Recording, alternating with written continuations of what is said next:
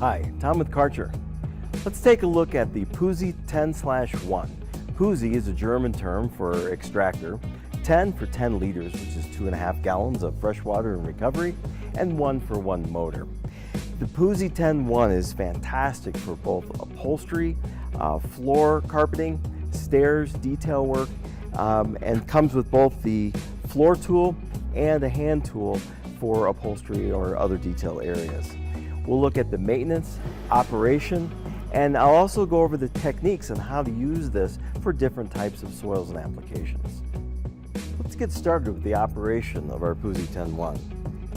In the freshwater tank, we have a filter, and I want to make sure that filter is clean. If not, let's rinse it out and replace.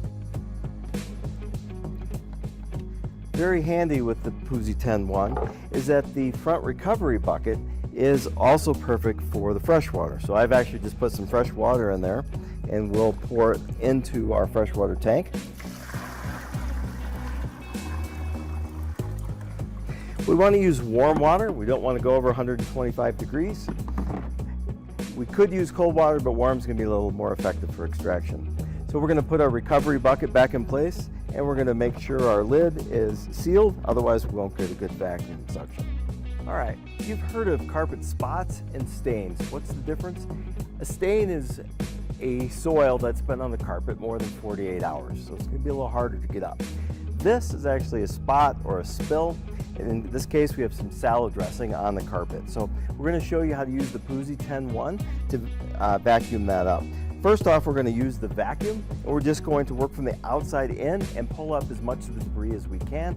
We don't want to spread the stain out. Then we're going to turn on the water. We're going to apply a little water on the push and vacuum on the pull, and once again we're going to work from the outside in, and we're going to also work at a 90-degree angle, and we should be able to get rid of this with just plain water. If in fact this was a stain or had been on the carpet for much longer, I would try that process first. Then I would apply some chemical, let it dwell onto the stain for about 10 minutes, and then I would apply the same process again with just water in the machine, and we should be able to get that stain out. If it's still being a little difficult, we can try a third try, but we should be able to get that out most of the time. So let's give it a shot. We're going to start with the vacuum only.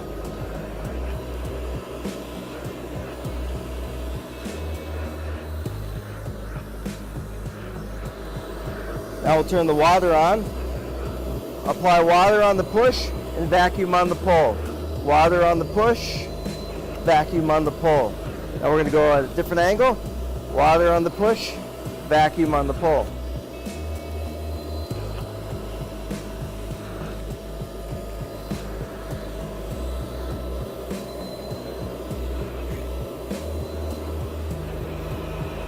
Now I'm just vacuuming, trying to get as much of the water out of the carpet as I can.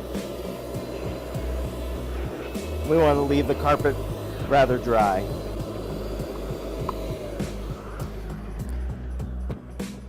The floor tool has a nice mechanism to make sure we're getting good suction at most any angle. Previous tools you had to keep it at just perfect 45, but this one's a little more forgiving. Let's switch over to the upholstery tool. So for this, we're just going to remove the vacuum hose and pull on the water hose. Just push the water hose back in and the vacuum hose.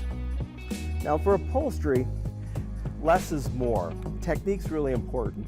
Now what I would typically do is I would test my spotter on the back or on the bottom of a piece of upholstery and make sure that my chemical does not cause any bleaching or discoloration of the fabric. So we want to apply just a very small amount of chemical. Then we want to give it some dwell time. You know, you don't just put shampoo on your hair and immediately rinse it off. Let that chemical work a little bit. So give it about 5 or 10 minutes of dwell time before we actually do the attack. All right, so now that we've given it some dwell time, I'm going to apply just a little bit of water, just a misting of water. I don't need that much water. If I need more, I can always add, but I don't want to leave my upholstery wet. Then I'm going to turn my vacuum on.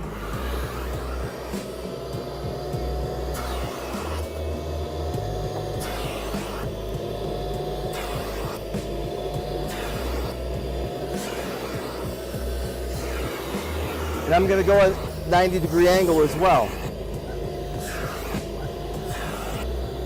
Now when I get to the edge, I can tell that I'm losing some suction here. So if I use my finger here, I can make sure I'm getting the best suction possible right on the edges, or if we had a chair cushion. So then I could do the backs as well.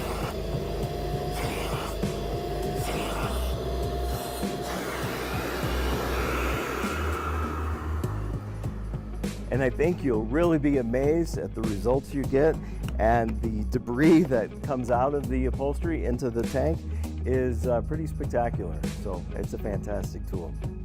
Another really neat thing about the Puzzi 10-1 is it's essentially self-cleaning. We're going to insert the hose right into the fresh water tank, and that's going to flush out the hose and all of the components in here. You know, we may have picked up some pretty interesting things here, and we don't want a science experiment happening inside our hose. So I'm going to go ahead and rinse this out, vacuum it out, and clean all at the same time.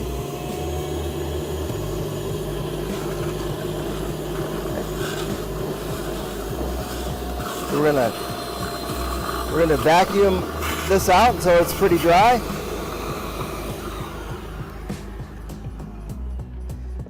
Now all of that water has flushed out our hose, gone into our recovery tank. We can remove that.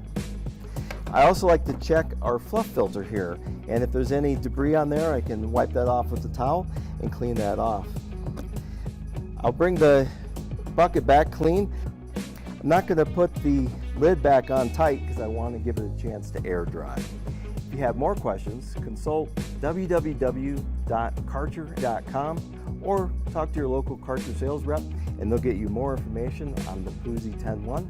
We also have a Puzzi 8-1, which is 8 liters instead of 10, and it comes with the hand wand only, and the floor tool is optional. So the 10-1 and the 8-1 are almost a must-have for any facility. Karcher makes a difference.